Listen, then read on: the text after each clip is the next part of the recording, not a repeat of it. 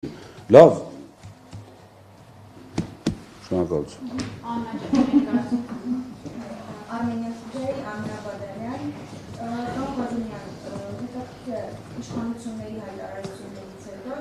հայտարարեցին ազգայնացման մասին և Սամվել Կարապետյանի կալանավորումից հետո ընկերությունը մոտավոր և հաշվարկներ կան, ինչ վնասներ է կրել, դա առաջին հարցս, երկրորդը մեր տարիներ շարունակ ականատես ենք եղել պետական սեփականության մասնավորեցմանը և հակառակ գործընթացների։ Այս դեպքում հաշվի առնելով պետական կառավարման որակը, դուք ինչպես եք տեսնում, պետականացվի, հեծին, ինչ խնդիրներ կարող լինել, և երրորդ հարցս վերաբերում է ներդրումներին, այս տարիների ընթացքում հեծը հստակtiv կարող եք նշել ներդրումների չափը, ինչ ներդրումներ իրականացվել, ինչ տարիների կտրվածքով և մինչև տարեվերջ ինչ ներդրումներ էին նախատեսված։ Ուրեմն առաջի հարցի հետ կապված մենակ են, որ մենք չենք հաշվել այսպես կոչված վնասները, դա արդեն հուշում է, որ մեզ դա չի առաջին հետաքրքրում, այսինքն իրական ճանապարհով գնալու համար էլի ցենց մի քիչ պանցիկ գնում ենք, իհարկե վնասները հաշվարկվելու են։ Պետության եւ ցենց ասեմ, պետության վնասը իմիջային եւ բոլոր առումներով խայտառակ է, չի քննարկվում, յուրաքանչյուր կրթություն ունեցող, չեմ ուզում վիրավորել կրթություն չունեցողին, կրթություն ունենան նկատի ունեմ այդ պետության գաղափարի վնասների վերաբերյալ եմ ուզում ասել, կհաստատի, որ պետության իմիջային վնասը խայտառակված է։ Հեծի եւ Կարապետյան Սամվելի ռեյտինգային օգուտը շատ մեծ է, այսինքն միանշանակ իր ռեյտինգը բարձրացել է, չեմ կասկածում։ Ֆինանսական վնասների վերաբերյալ չունեմ ես ինֆորմացիա, չեմ կարող ասել, որովհետև հստակ հաշվարկ չունենք, դա ավելի շատ ուրիշ դեպքում պետք կգա։ Երկրորդը պետական կառավարման ռիսկերը, ախր միջազգային փորձը չեն ուսումնասիրել, միջազգային փորձով, եթե չեմ սխալվում, Արգենտինա, Բոլիվիա եւ մի քիչ թե շատ զարգացած երկրներից Հունգարիան ա եղել, որ պետականացրել են, ինչպես փորձագետներից մեկը նշեց, անունը չեմ հիշում ճիշտ ասած, կարդում եմ այսպես թող ինձների, բայց շատ գրագետ էր նշել, որ պոպուլիստ Օրբանը եկավ վարչապետ, այդպես որոշեց պետականացնի եւ այլն, եւ իրենց անալիզն եմ ասում, էլի ես ձեզ այսօր չեմ տալու ինֆորմացիա, որը էթից է։ Իրենց անալիզով ուրեմն բոլոր տեղերում առաջացել են ֆինանսական ներդրումների խնդիրներ, առաջացել են հոսանք այդ մատակարարման խնդիրներ եւ որը բերել է սակագնի թանկացման։ Այդ բոլոր տեղերում։ Դա ունենք միջազգային փորձը, որտեղ փորձել են պետականացնել։ Երկրորդը պետության կառավարման որակը բոլորս գիտենք։ Չանցնելով քաղաքականության չեմ ուզում, բայց որպես քաղաքացի, որպես բոլորը շփվում ենք, տեսնում ենք, հիմա եթե տրանսպորտի ոլորտը լավ չի կառավարվում, տրանսպորտի նախարարություն չունենք, բայց այդ տարածքային կառավարման եւ ենթակառուցվածքների նախարարությունն էլ պետք է ապապետականացնենք, ինչ պետք է անենք։ Այսինքն այս չափորոշիչները, որոնք որ դրված են, շատ սխալ են դրված։ Հիմա եկեք համեմատենք պետական յուրաքանչյուր ոլորտի հետ հեծի աշխատանքը։ Տանք մի հատ անկախ աուդիտորական կազմակերպության թող աուդիտ անի, թող համեմատական տանի։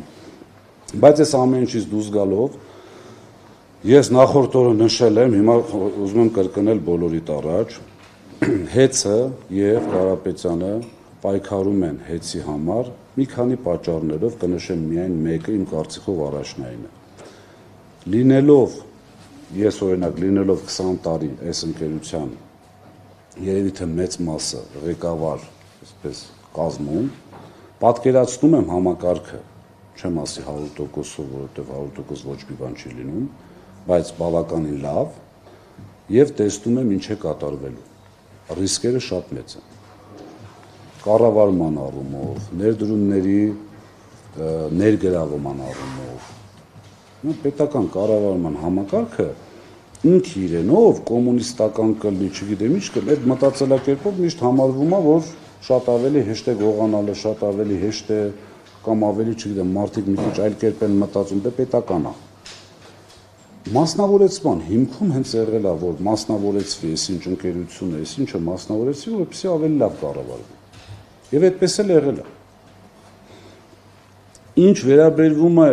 պետական մարմիններին, այստեղ գնում է տարբեր մարմինների զրոյացում։ Հիմա այս օրենքով զրոյացնում են հանրային ծառայությունները կարգավորող հանձնաժողովին որպես այդպեսի։ Պրոստը զրոյացնում են, որտեղ ինքը տարիներ շարունակ կարգավորել է մի բան, որ չպետք է կարգավորել կամ այլ կերպ պետք է կարգավորել։ Հիմա սննդի անվտանգության տեսություն գոյություն ունի, այդպես ուղղակի մտքիս եկավ, ոչ թե ինչ-որ բան, հերթով կասեմ, եթե միտեղ սնունդը վատ որակ եղավ, սննդի անվտանգության տեսությունը կանոններ է սահմանում, այդ կանոններով առաջնորդվում են, փակում են, ուղղում են, չգիտեմ, եւ այլն, եւ այլն։ Ասում են, չէ, սննդի անվտանգության տեսություն, էսի պետք է վրաս պետականացվի։ Գնում ենք պետականացման։ Չգիտեմ, աշխատանքի տեսությունը ստուգում արի ամեն ինչ նորմալ է եղել, տվել է, որ էս էլ ուղեք ամեն ինչ լավ կլինի, ասում են, չէ, գնում ենք, այս քո ուղումները սխալ է, մի հատ հետ են գնում, տենանք ինչ խնդիրներ են եղել, հետադարձ ուժը вообще խայտարակություն է, ընդհանրապես։ Գնում ենք դա ենք պետականացնում։ Այստեղ ախր լավ ինչի մասին խոսես։ Չկա, ոչ տրամաբանություն կա, ոչ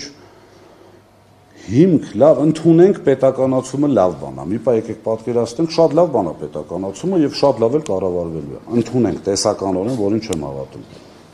Լավ, հիմքը ո՞րն է։ Որ հանրային գերակաշա, քաղաքացիների շա, չէ, ես խոսում եմ օֆիցիալ հիմքի մասին։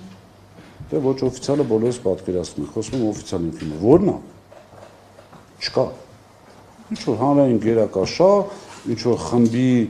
այդպես է ոնց որ թե գրած, տենց անգիր ունեմ մոտս այդ բանը, օրենքը չարադառնամ օրենքը։ Այսինքն հիմքը չկա, որ մարդուն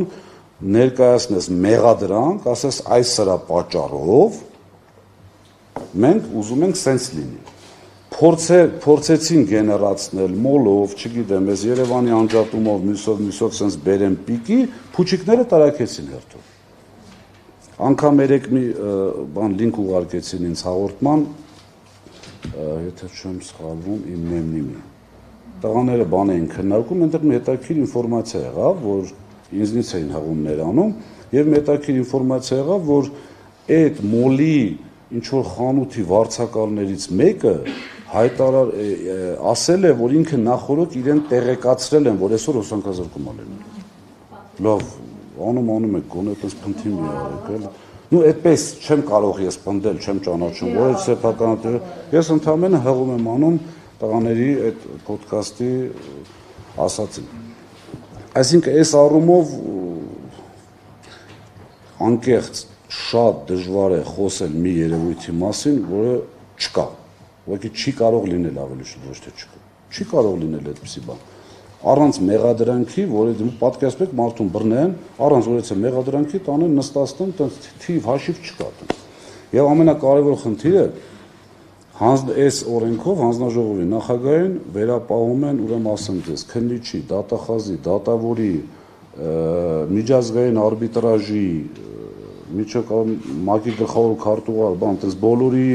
գործառույթները խառնում են իրար եւ տալիս են այս մարդուն, ասում են դավայ գնա, ինչ պետք է սեփականացրու։ Ուղղակի նախորդիվ եւս լիցենզիայի զրկումը էլի Չէ, լիցենզիայի զրկումը համաձայն եմ եղել է, բայց եթե օրենքը կարդաք, չանդրադառնամ կետերով, օրենքը կարդաք կտեսնեք նախագահին միանձնյա կոլեգիալ մարմնի ղեկավարին, որի ձայնը բոլորի հետ հավասար իրավունք ունի, չէ՞, այսինքն ազգային ժողովի նախագահը ով է, դե պատգամավորը, ընդհանրապես կազմակերպել իր գործառույթներով, նիստը վարել եւ այլն։ Նույնը կոլեգիալ մարմնի ղեկավարն է։ Հիմա կոլեգիալ մարմնի ղեկավարին տալիս են միանձնյա որոշումներ ու այնպիսի որոշումներ, այստեղ մի լավ դրական բան կա, որ վախենում են ամբողջ հանձնաժողովը որոշի, ուրիշ բան որոշի։ Դրա համար տալիս են միանձնյա։ Եվ ցանկանում եմ իմ կարծիքը նշել այդ առումով, այս process-ով ովքեր որ զբաղվել են, լինելով իրավաբան, ձեզ իմ կարծիքը ասեմ, ովքեր որ սրանով զբաղվել են եւ նախապատրաստել են սա, մի գեղեցիկ օր իրենց գործողությունները արժանանալու են քրեական գնահատականը։ Միան իմ կարծիքն եմ ասում, այո։ Մի գեղեցիկ օր անդրադառնալու են դրան։ Երրորդ հարցը ներողություն, ներդրումների վերաբերյալ չեմ ասի։ Որովհետև այո։ Եվ մի գիտական վարկի եթե համասանի կարելի։ իսկ երից մեկը նշեցիք սակագների բարձրացումը, մոտավորապես կարող եք ասել որքան կարող է լինել այդ դեպքում այս սցենարի իրականացումը։ Այդքանը որ իմանայի։ Ես ձեզ ասեմ 15 թվականի Էլեկտրիկ Երևանի ժամանակ, եթե չեմ սխալվում, ռուսական Ինտերրաո կազմակերպությունը, բայց սա չկապենք քաղաքական ռուսների հետ, էլի, որևիցե այդպիսի խնդիր չկա, ուղղակի ասում եմ ով էր այն ժամանակ սեփականատերը։ Դիմել էր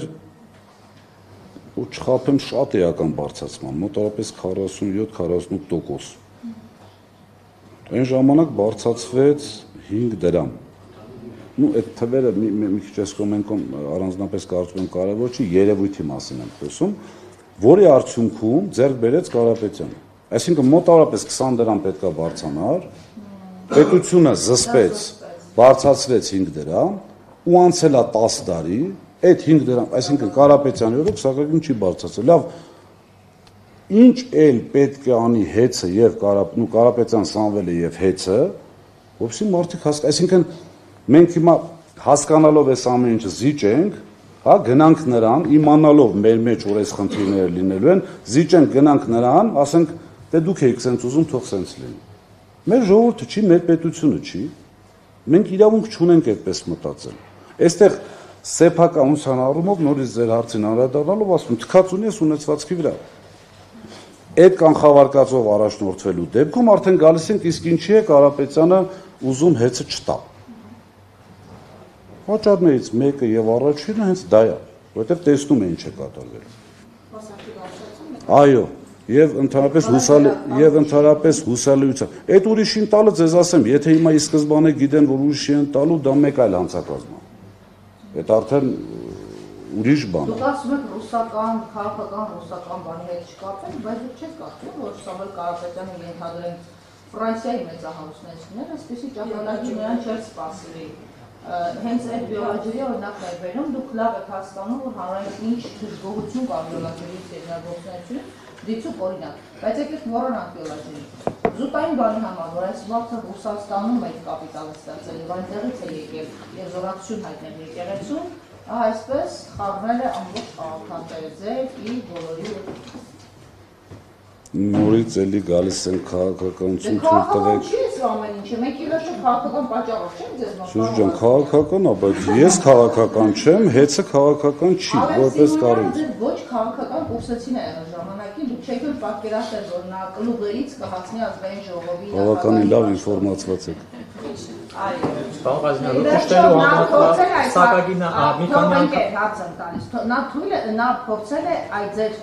երբեմնի հարաբերությունը օգտագործելով այս ընթացքում ձեզ զանգել, փորձել միջնորդել, ինչ-որ բաներ առաջարկել, փորձ արվել է թե ոչ։ Ալեն Սիմոնյանին վերջին անգամ հանդիպել եմ 16 կամ 17 թվականին Դալմա Garden Mall-ում, կինոն չեմ հիշի, որ կինոն էինք մտնում ընտանիքով, այդտեղ եմ հանդիպել։ Դրանից հետո չեմ հանդիպել։ Ոչ մի զանգ, ոչ մի կապ երբևէ չեմ ունեցել, ընդհանուր միջնորդավորված հարաբերություն չեմ ունեցել, առավել եւս իր պաշտոնատար անձ դառնալուց հետո։ Պարոն Ղազարյան, դուք ճշտելու համար մի քանի անգամ բարձրացումներ եղել են 16 թվականից մինչ օրս, բայց Բաշխողի կտորը արդյոք երբևէ բարձրացում չի ունեցել։ Ես դա ասեցի։ Բարձրացվել է մոտավորապես 4.8 դրամ,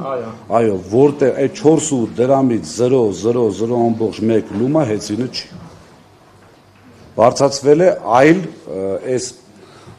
ամբողջ կտորի մեջ կան նորից կրկնեցի չէ, կան արտադրող կայաններ, որոնք ունեն իրենց սակագինը բաշխողները։ Ինդիկատորները իրենց կտորը ունեն, բեցը իրը, օպերատորը իր կտորը, հեծը իր կտորը ունի, որը այնտեղ մոտ 20 դրամ էր հիմա բազ է կախված ինչ լարման բաժանող է, բայց հեծի մասով երբևէ բարձրացում այդ կտորի մեջ երբևէ